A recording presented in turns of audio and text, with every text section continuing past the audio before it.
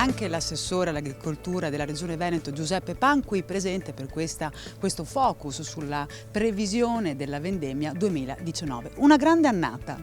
Sì, stiamo assistendo negli ultimi anni a delle annate sempre più buone sia per qualità sia per quantità.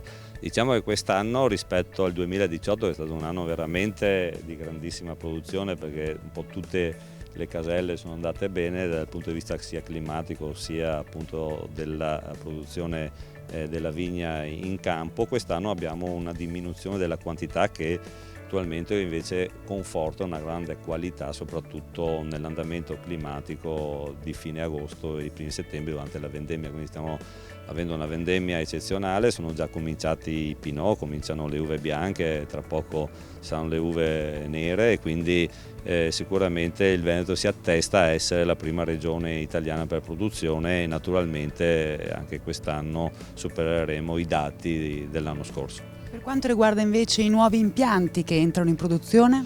Guardi, i nuovi impianti ci sono sempre stati e il Veneto sta diventando la regione con quasi 100.000 ettari di vigneto, quindi un vigneto importante, un vigneto che si sta testando appunto come tra i primi a livello non solo nazionale ma anche globale. Noi vi ricordo esportiamo per 2 miliardi e 200 milioni di euro nel mondo di appunto produzione vitivinicola, senza contare poi le tecnologie e il know-how che noi abbiamo come Veneto comunque importante nella nostra regione, quindi un'economia che fa girare tutta l'agricoltura, non solo la filiera vitivinicola. Il Veneto è una regione virtuosa anche dal punto di vista della sostenibilità. Avete infatti organizzato un tavolo su questo argomento. Sì, il tavolo vitivinicolo sulla sostenibilità con i maggiori esperti naturalmente del settore, con le università, in particolare quelle di Padova con Conegliano.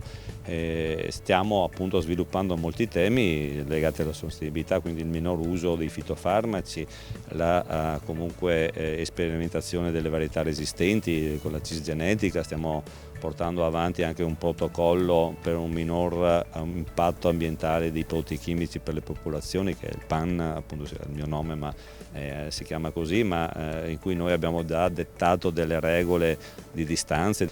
È chiaro che è una fase di transizione in cui noi vogliamo portare tutto questo mondo a essere sempre più consapevole che sì, si produce di grandi quantità, ma la qualità e comunque la vicinanza all'ambiente, il rispetto dell'ambiente e comunque tutto quello che è la nostra tradizione deve essere venduto insieme alla bottiglia. Ecco, quindi un Veneto che si riconferma leader nella produzione ma anche leader nell'attenzione per il tema della sostenibilità. Ringraziamo l'assessore Giuseppe Pan per essere stato in nostra compagnia. Qui all'Agripolis per la previsione della vendemmia 2019 in compagnia con il commissario straordinario di Veneto Agricoltura Alberto Negro. Buongiorno e benvenuto ai nostri microfoni. Buongiorno, grazie a voi. Oggi si parla di quantità e di qualità, due concetti fondamentali. Oggi facciamo il secondo appuntamento del trittico vitivinicolo che organizza Veneto Agricoltura in collaborazione con la Regione Veneto. Il secondo appuntamento è quello di agosto, viene normalmente fatto qui ad Agripolis per dare le previsioni vendemmiali, cioè fare il punto della situazione in campo della vite e cercare di capire quali potranno essere le quantità e quale potrà essere la qualità del vino che andremo a raccogliere. Si è parlato di un calo di produzione, in realtà non è un calo ma una normalizzazione delle produzioni rispetto al 2018. Allora, è un calo rispetto al 2018 perché sicuramente avremo una produzione inferiore. Che poi questa produzione si assesti rispetto a quelli che sono i dati storici 2016-2017, questo è altrettanto vero, quindi non vedo che questo possa essere un particolare problema, quello del calo della produzione. È sicuramente molto interessante invece la qualità dell'uva che andremo a raccogliere. Ecco, parliamo di qualità. Allora, sicuramente la vite ha sofferto nel periodo primaverile delle condizioni atmosferiche che l'hanno colpita, anche le ultime grandinate che hanno sicuramente falcidiato la produzione, però quello che è rimasto, che è sicuramente comunque molto, In questo periodo, con queste giornate dove di giorno fa caldo, la sera la temperatura cala, c'è un po' il venticello, questo aiuta la maturazione finale della bacca, che è il momento fondamentale oggi per dare la qualità del vino.